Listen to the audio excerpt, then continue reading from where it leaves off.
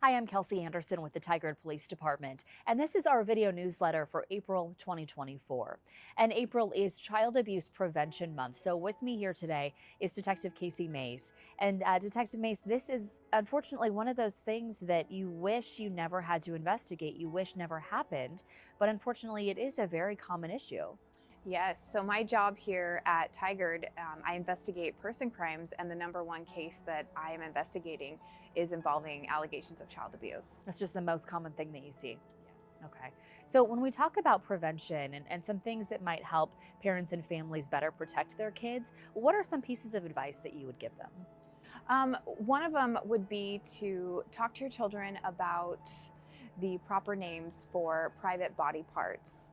Often we see children who don't know the names of their body parts, and so if something happens to them, they're not able to articulate what they're talking about or where specifically, and unfortunately an adult may miss that they're trying to reach out for help.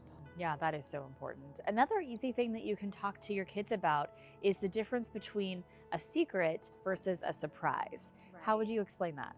Yeah, so if your child's going to a birthday party and they're wanting to get their friend a gift, they may not tell their friend or the others at the party what they got them, and once they're at the party, they may be surprised with what's in the gift. The difference between that and a secret would be if an adult or somebody else tells them something and says, do not tell anybody, that's a no. Mm-hmm. One easy way that I was taught to remember this too is that a secret goes on forever, but a surprise has an ending. So a surprise is kind of temporary until that birthday party, until you tell your friend what you got them. But when an adult tells your child to keep a secret, that is definitely a red flag. Yes. And you know, one of the things that we hear so much about, especially growing up, is stranger danger and to keep your kids safe from people that they don't know. But the reality is most of the time, the person committing the abuse is a family member or somebody who is, you know, a relative or known to your child.